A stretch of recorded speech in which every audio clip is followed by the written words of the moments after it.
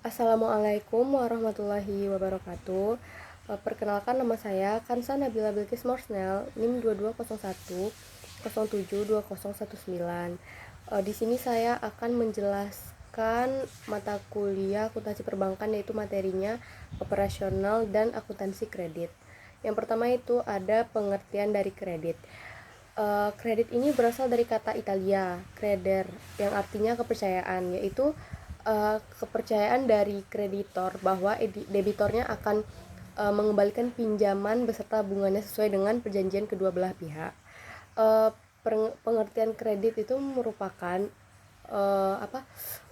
menurut Undang-Undang Perbankan Nomor 10 Tahun 1998 tentang perbankan adalah penyediaan uang atau tagihan yang dapat dipersamakan dengan itu berdasarkan persetujuan atau kesepakatan pinjam meminjam antara bank dengan pihak lain yang mewajibkan pihak peminjam melunasi hutangnya setelah jangka waktu tertentu dengan pemberian bunga.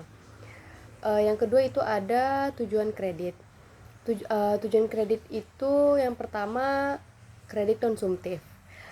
Kredit konsumtif itu kredit yang digunakan untuk pembelian barang-barang atau jasa yang memberikan kepuasan kebutuhan manusia secara langsung. Yang kedua ada kredit produktif. Kredit produktif ini seperti dia bisa menyebabkan meningkatnya manfaat, baik manfaat bentuk, tempat, waktu maupun manfaat kepemilikan. Kredit produktif ini terdiri dari kredit investasi, yaitu kredit yang digunakan atas pembelian barang-barang modal dan aktiva tetap. Kredit modal kerja yaitu kredit yang digunakan untuk pembelanjaan modal lancar yang dalam waktu tertentu saja.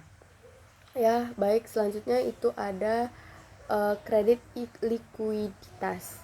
Kredit ini bertujuan untuk membantu perusahaan yang sedang berada dalam kesulitan likuiditas dalam memelihara likuiditas minimalnya.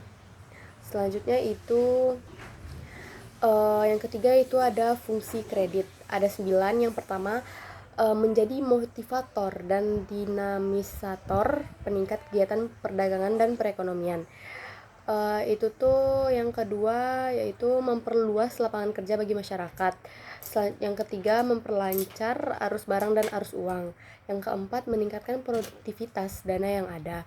Yang kelima, meningkatkan daya guna atau utility barang. Yang keenam itu meningkatkan kegiatan berusaha masyarakat. Yang ketujuh itu memperbesar modal kerja perusahaan. Yang kedelapan itu meningkatkan income per kapita masyarakat. Yang kesembilan yang terakhir itu mengubah cara berpikir atau bertindak masyarakat untuk lebih ekonomis. Selanjutnya yang keempat ada unsur-unsur kredit. Yang pertama kreditor. Kreditor ini merupakan pihak yang memberikan kredit atau pinjaman kepada pihak lain yang mendapat pinjaman. Yang kedua itu ada debitur. Debitur ini merupakan pihak yang membutuhkan dana atau pihak yang mendapat pinjaman atau pihak yang mendapatkan pinjaman dari pihak lain. Yang ketiga itu kepercayaan. Suatu keyakinan pemberian kredit bahwa kredit yang diberikan baik berupa uang, barang atau jasa akan benar-benar diterima kembali di masa tertentu di masa yang akan datang.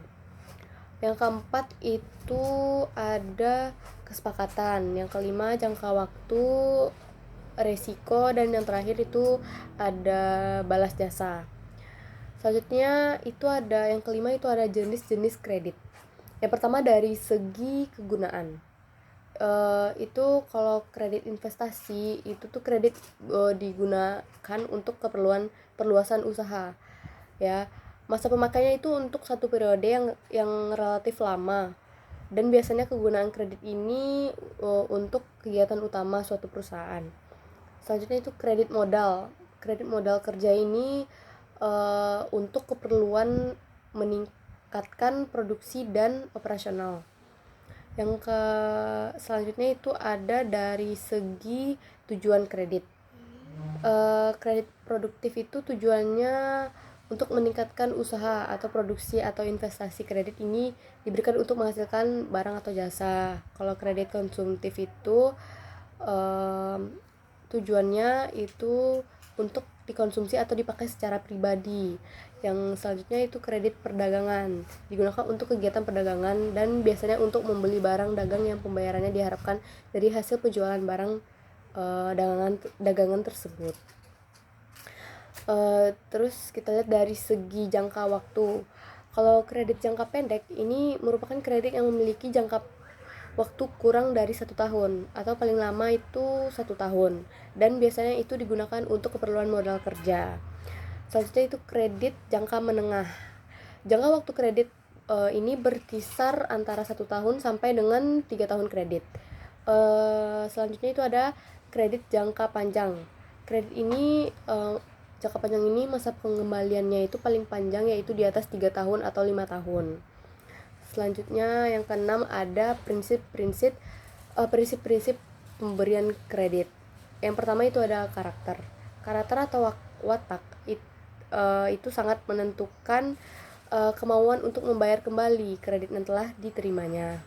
Yang kedua itu capacity itu artinya kemampuan calon debitur dalam mengelola usahanya. Dengan demikian, capacity berkaitan erat dengan kemampuan calon debitur dalam melunasi kreditnya. Yang ketiga itu kapital itu bahasa Indonesianya modal, ya. Itu perusahaan calon debitur adalah sangat penting. Modal yang dimaksudkan di sini adalah modal sendiri atau nilai kekayaan bersih. Yang keempat itu ada kolateral ini bahasa Indonesianya jaminan kredit. Ini setiap aktiva atau barang-barang yang diserahkan debitur sebagai pinjaman atas kredit. Yang kelima itu conditions. Conditions ini adalah keadaan perekonomian secara umum di mana masyarakat tersebut tinggal. Oke, yang ketujuh selanjutnya ada aspek-aspek penilaian kredit. Yang pertama dalam aspek hukum. Yang dinilai dari aspek yuridis atau hukum dalam penilaian kredit adalah masalah legalitas badan usaha serta izin-izin yang dimiliki perusahaan yang mengajukan kredit. Yang selanjutnya itu ada aspek pemasaran. Ini nih aspek yang penilaian kredit adalah permintaan terhadap produk yang dihasilkan sekarang ini dan di masa yang akan datang, prospeknya itu gimana gitu. Yang ketiga itu ada aspek keuangan. Aspek ini dinilai sumber-sumber dana yang dimiliki untuk membiayai usahanya dan bagaimana penggunaan data tersebut. Di samping itu hendaknya dibuatkan cash flow daripada kegunaan perusahaan.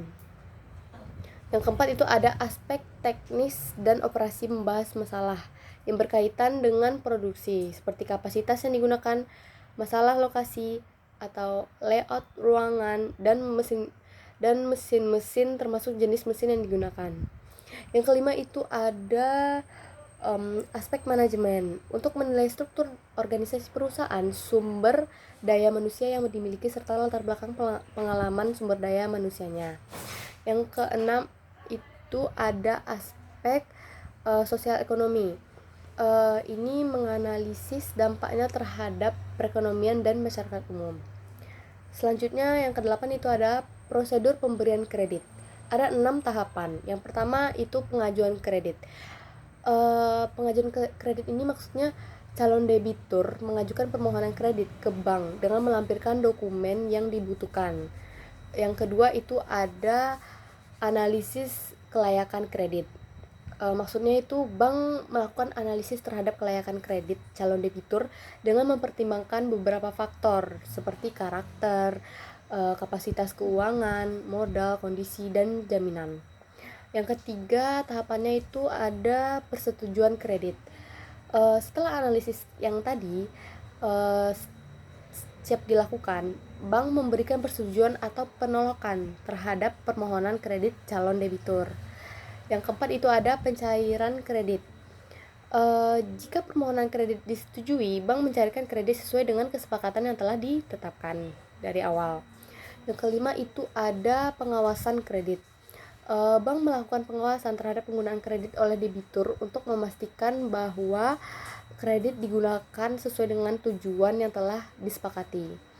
Yang keenam itu pelunasan kredit. Yang terakhir ya, Debitur ini membayar kredit sesuai dengan jangka waktu dari ketentuan yang telah disepakati, termasuk bunga dan biaya lainnya. Yang kesembilan itu penyebab kredit macet. Itu ada beberapa penyebab kredit macet. Yang pertama itu perencanaan keuangan yang kurang baik oleh debitur. Yang kedua itu hutang untuk kebutuhan konsumtif. Maksudnya itu dalam artian berhutang untuk memenuhi gengsi semata, yang sebenarnya tidak termasuk dalam prioritas keuangan. Yang selanjutnya itu yang ke-10 itu cara mengatasi kredit macet. Yang pertama ada beberapa cara. Yang pertama itu penjadwalan kembali atau rescheduling. Itu langkah-langkah yang pertama yang dapat kita lakukan itu debitur untuk meringankan kredit macet adalah dengan cara melakukan penjadwalan kembali atau rescheduling. Terus selanjutnya itu ada yang kedua persyaratan kembali atau restructuring. Ya, yang ketiga itu penataan kembali atau reconditioning. Yang selanjutnya pembahasan kita adalah akuntansi kredit. Yang tadi operasional kredit. Akuntansi kredit ini yang pertama ada persetujuan. Persetujuan ini adalah tahap di mana bank memberikan persetujuan atau penolakan terhadap permohonan kredit calon debitur. Persetujuan kredit merupakan komitmen yang tidak dapat dibatalkan, baik bagi bank maupun debitur. Setelah kredit dikucurkan, bank selalu memantau kualitas kredit yang diberikan. Contoh jurnalnya itu jurnal persetujuan ini, contoh soalnya misalkan Bank A nih, Bank A menyetujui pinjaman sebesar 500 juta. Kalau pencatatan kreditnya itu yang disetujui tadi kan, debitnya itu pinjaman yang disetujui 500 juta, sedangkan kreditnya itu kas atau rekening giro nasabah yang nasabah A tadi 500 juta. Selanjutnya itu yang kedua ada realisasi kredit. Ini adalah tahapan di mana bank mencairkan kredit sesuai dengan kesepakatan yang telah ditentukan. Pada tahap ini bank akan memungut beban terhadap debitur seperti biaya provisi, biaya ADM, terus biaya transaksi jaminan, biaya asuransi dan lain sebagainya. Contoh ayat jurnalnya itu yang realisasi kredit ini dari peminjam, debitnya itu penerimaan kas atau rekening bank yang terkait, yang kreditnya itu pinjaman yang direalisasikan. Yang ketiga, pencairan. Pencairan ini adalah tahapan di mana bank mencairkan kredit sesuai dengan kesepakatan yang telah ditetapkan. Proses ini melibatkan pencatatan jurnal yang mencerminkan pencairan kredit dan biaya-biaya yang terkait. Misalnya, jika bank mencairkan kredit sebesar misalnya ini ya 50.000 kepada suatu bisnis, berarti debitnya itu kas 50.000 pada kredit yang dicairkan 50.000. Selanjutnya yang keempat itu ada pencairan bunga kredit. Yang keempat itu perhitungan bunga kredit. Ini merupakan proses untuk menentukan jumlah bunga yang harus dibayarkan oleh peminjam atas peminjaman yang diterima. Ada beberapa jenis perhitungan bunga kredit. Yang pertama itu ada bunga tetap.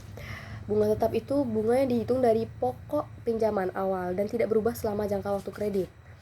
Yang selanjutnya itu ada bunga efektif. Bunga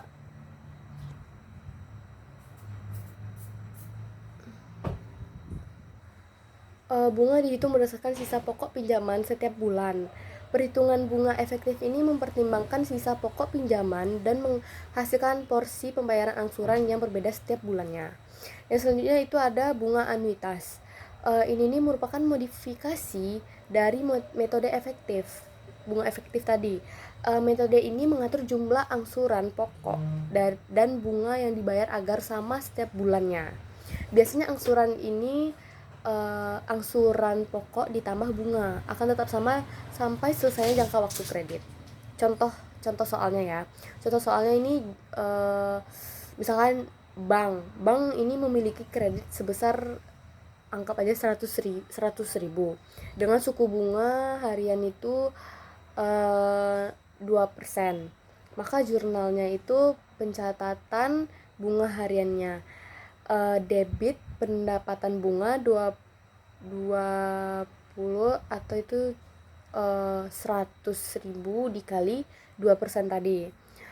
Kreditnya itu pendapatan bunga yang belum direalisasikan itu sebesar 20. Selanjutnya itu kelima ada pelunasan kredit. Pelunasan kredit ini adalah proses pembayaran utang yang dilakukan oleh pihak peminjam kepada pemberi kredit dalam jangka waktu tertentu. Pelunasan kredit ini biasa disertai dengan bunga yang harus dibayar oleh pihak peminjam. Contoh soalnya itu misalkan peminjam melunasi 10 juta dari kreditnya. Itu tuh jurnalnya itu pembayaran angsuran kredit. Debitnya itu kredit yang akan dilunasi 10 juta dan kreditnya itu kas 10 juta gitu. Selanjutnya itu pembayaran bunga, jurnalnya itu pembayaran bunga, misalkan pembayaran bunga yang belum direalisasikan. Itu tuh debit pendapatan bunga yang belum direalisasikan jika ada. Terus kreditnya itu pendapatan bunga. Selanjutnya itu ada jurnal penyesuaian penyisihan kerugian kredit ya. Itu tuh debitnya akun penyisihan kerugian kredit pada akun pengurangan nilai estimasi. Baik, sekian dari saya. Apabila saya ada salah, saya mohon maaf. Saya akhiri. Assalamualaikum warahmatullahi wabarakatuh.